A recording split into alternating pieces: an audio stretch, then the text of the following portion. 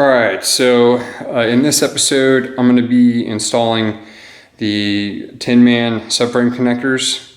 As you can see, I've already prepped them somewhat from the previous time that I installed them. I only installed the one, it was this side, and I ended up deciding I was going to replace the rear torque boxes, which led me to replacing the entire rear frame rail. So I just got done cleaning it up, had a bunch of slag on it from when I plasma cuttered it off. And then, you know, it looks much better now. I had to weld the tip here and get that closed back up, but it's good to go. So I'll wire brush that, get it all nice and cleaned up. So my plan here is, there's a lot of moving parts on this one. So getting them in is not a problem. The install is super simple. I'll cover that real quick. You know, essentially follow the instructions, but what you're gonna be doing is on the floor supports, you're gonna open up the front of it, and I'll point this out on the car, and you'll slide it in X amount of inches. You'll weld it in two spots here and here, some underneath on the other side, and then the back tucks up against the frame rail. This is the torque box, and then you weld around it all the way around the perimeter of it and just get it on there. So, you know, they were pretty cheap, and they're nice steel, so they come bare, so you need to prep them, get some primer on them. But anyway, so as I said, I had them on before, and then so some of the things I plan to do, you know, I'm going to be putting the side exhaust on, so that means drilling in through the side of the rear torque box. Get your 3-inch hole there, so that's going to be coming in through here. Well, the side plate of the actual subframe connector, try to get a look here, is going to be going right here. So what I need to do first thing is mark my hole for the pilot hole for the 3-inch hole saw, and then I'll butt up and install once I drill through the subframe connectors. I'll get those on welded. That'll cover the hole that I put here. So then on the other side, I'll have the pilot hole already in here, and then I'll just drill through there, and then when I run the 3-inch hole saw, I'll have my pilot hole going through wherever it ends up in relation to the subframe connector, and then I'll go through both, and then I'll probably widen it just a hair, and then I'll weld it and get it so it's still strong on top, because there's going to be this plate here and then the subframe connector plate making the hole, and then I'll weld on top of it just to strengthen it up. And then I'll probably, I'm still thinking, even after I do the pilot hole through here, I might add an additional plate here and then drill through it again, and then I'll have welded around it. So this part of the torque box still remains strong. A lot of guys, they say online they run a bigger pipe through here to here. I don't see the point in doing that. If I could just reinforce the side of this, and then it kind of ties it all in together, makes it a little bit thicker, should be nice and strong. So what I'm going to do now is get under here, and I'm going to cut this out. Instructions say to cut this section out here and then fit your piece into it. So I'm going to start by doing that. I'll use a cutoff wheel, and I'll go ahead and get this side done, and I'll repeat on the other side. But I won't do that in the video. I'll just show you guys the one. So I'm going to go ahead and get to it. All right, so I cut that out. Had to do a little trimming here and there just to get to slide in and be nice and tight. And you know, all said and done, I'm going to knock these in if there's any gaps, and I'll weld around it. That's the instructions say to do too. So, all right, so I've got my piece right here. So this is the side that goes in. You can see the additional width you get from them putting this plate on, and then this goes up in the back here. So I'm going to slide it in, and then we'll get it put in place. I'll show you what the guys it looks like. Do that together right now. All right, here we go.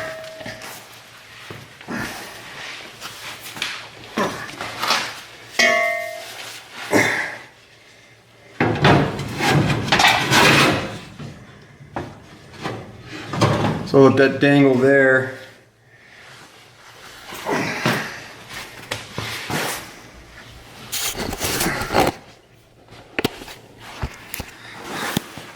all right, so you can see that's right there. Bring it over here.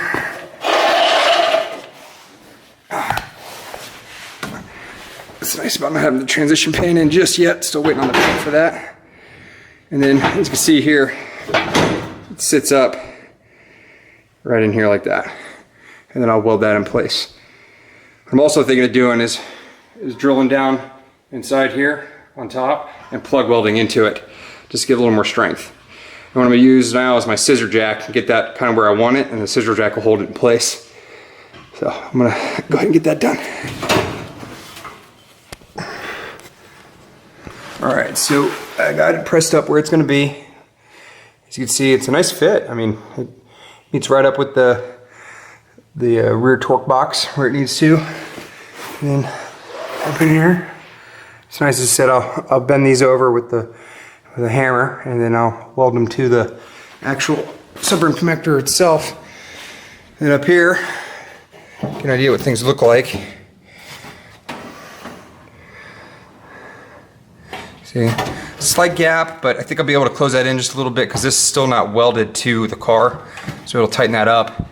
And then remember, my plan is to run a little additional tubing from here into here, and just kind of tie this rail to the subframe connector, which is going to connect into the rear frame rail. Kind of just ties that whole section together, because the floor supports, I mean, they're just there to hold things up, but having a nice solid piece as best I can all the way through will just add some rigidity. Plus I'm going to be doing the convertible inner rockers as well, so this car should be nice and tight. So yeah, so what I'm gonna do now is I got to get my holes. I got to weld a hole, or open a hole here and here. Same thing on the other side, one here and here, and then a couple underneath to weld to this portion of the subframe connector, and then should be good to go as far as getting that installed. Again, now that I know how it fits, I also got to figure out. I'm trying to decide if I'm going to use the JBA in Eleanor exhaust or the Mustang's to Fear Eleanor exhaust. So they're cutouts. I'll show those to you. They're templates for cutting out the. See here. So this is for cutting out the. What do you call it? The 3-inch hole. They send you a template and you line it up against the torque box. So this is what they give you. So this is the JBA. They were kind enough to send me their PDF files to print out the templates, and then Mustangs of Fear had a hard time sending them to me. They actually had to mail me the template, but they were kind enough to do so. However, if I were to line them up kind of on edge here, and you could tell that you're not exactly the same. And then if I roll it back, you can see that the hole where they're going to end up is not the same. So I'm trying to figure out either which one I trust, or if somebody goofed up somewhere, or maybe my printer scale was off a little bit, but that's something where I'm at right now. So, but I'll show you on the car kind of how this works. Get a little more light over here. All right, so that worked.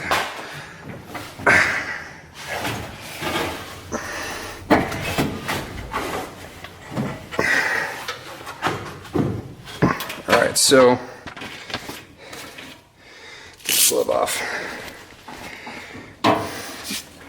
So this is for the passenger side, but these templates, they tuck up in here.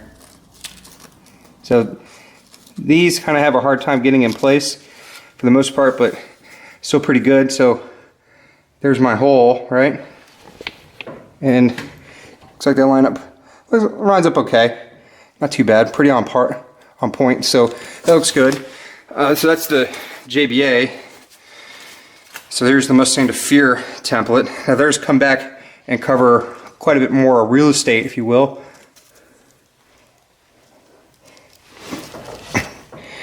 So, I mean, it's kind of off there.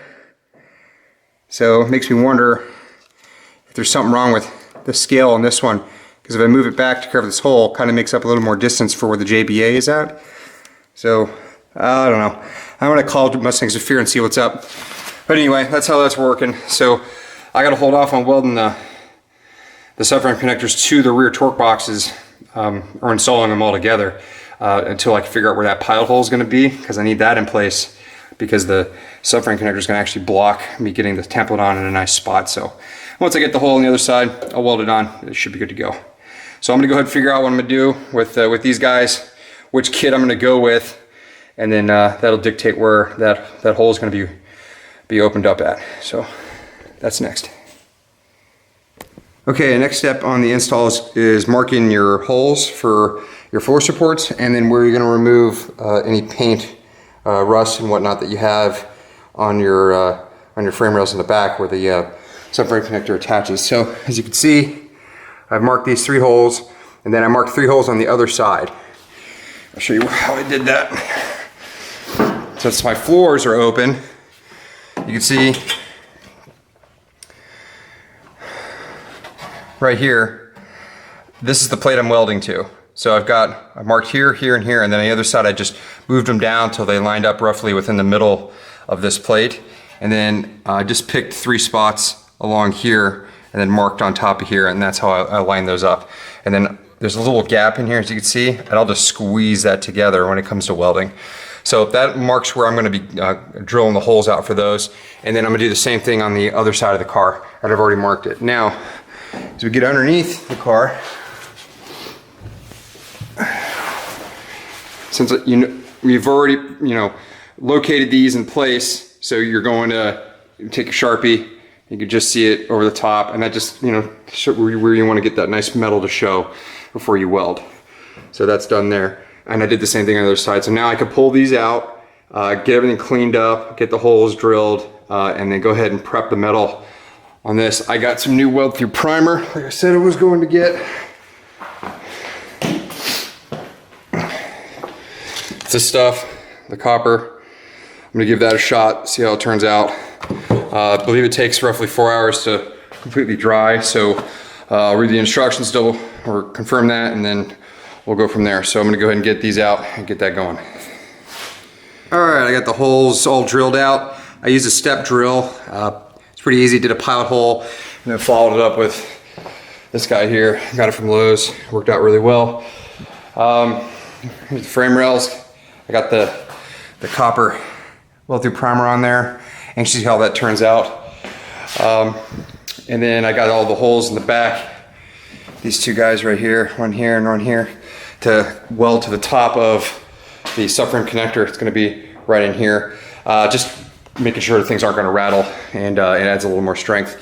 Let me show you what I'm using over here to clean up these holes, because as you drill through them and you get to the other side, it busts out and leaves quite a bit of extra material sitting there. So as you can see right there, it's a little material. So I'm using one of these 1/2 inch, got it on Amazon, Air Power Tools here, with a little belt sander, 18-inch belt sander. So it gets down in there. It's good for removing spot welds, but for what I'm using it for is just to get down in spots I can't get my other tools. So I'm gonna show you guys how this works. It's a little loud, but we'll get through it.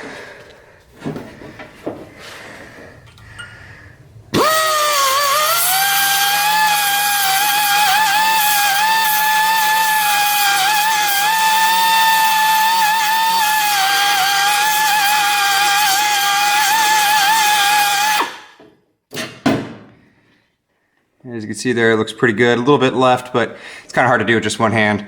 So looks good. I'm gonna go ahead and knock the rest of those out, and then get these rails back, or the subframe connectors back in and ready to go once I do the mod to them to be able to slide the 1/2 inch square tube into them, so I can get it down in there. Okay, and the subframe connectors are back in and placed where they're gonna be. That'll be the last time I remove them. As you can see, got the holes cleaned out just enough, and then you can't see it, but it's surrounded by the weld through primer. It's the copper. Back here, same thing, all the way around the other side. They're all lined up where they need to be, and I'm gonna go ahead and weld all the way around them. So I'm gonna get on it now. Cool, it's all welded up. So I welded all the spots except for lap welding it here all the way around. I need to dolly that over. I just haven't gotten to that yet. I'll do that when I do the upgrade with the square tubing going into the front frame rail. So you can see it's just 3 on each side of it, and kind of give you an idea right there. Comes back, loaded there, and back side, and then up it over and through there. So that's the instructions say to do. The instructions say to also only put 2 holes on each side in the front. I just went with 3. I felt a little more comfortable with that. Other than that, we're good to go. So next thing I'm going to get into is I'm going to order the tubing, or actually figure out what I'm going to do to get the square tubing in the front of this thing, and then I'm going to go from there. So that's what's next. Okay, so I know I've been saying for a while now that I'm going to run some square tubing into the frame rail. So I spent a couple days sitting here thinking about it. You know, I'm not totally against doing it. You know, it would definitely help. However, I think I'm pretty positive with the convertible inner rockers that, and then installing the torque boxes up front. And then my plan, this is 100% happening.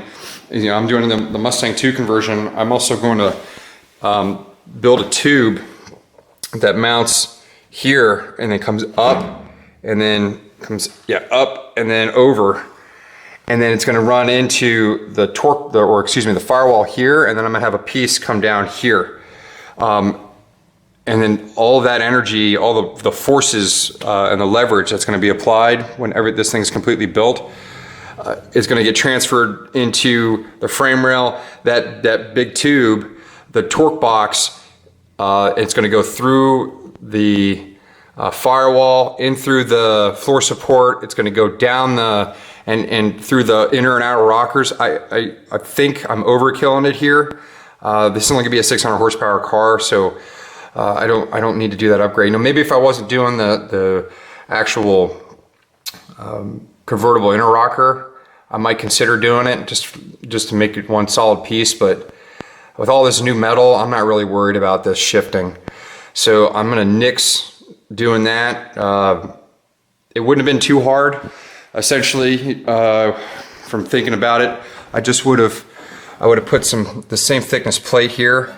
I would have run it down to about here and then plug welded on both sides. Did the same thing over here, and then I would have slipped the 2-inch pipe or square tubing over that, because I would have had the metal sticking out about here, and then I would have plug welded through the floor support, through the tube into the plate, and then I would have had the tube angle the same as this, and I would have covered the weld up. Just been a lot of welding in here, and then I would have put 3 plug welds on each side and up through the bottom on the actual front frame rail itself, and that would have just tied everything together, and this eliminated the need to have the actual floor support doing the load. But again, like I said, with the convertible inner rocker, I'm just not going to need to do it. So that's going to be it for the actual TinMan subframe connectors. They were pretty easy to install per the instructions, and I think it'll be a decent upgrade for the car. Maybe a little overkill considering I'm putting the inner rockers from the convertible in here, and then it's going to be a one-piece seat rising pan that goes across as well, so it just ties both sides of the car together, so it's going to be really strong. Anyway, yeah, that's it. If anybody's got any questions on that, please feel free to ask, and I'm going to go ahead and end this episode.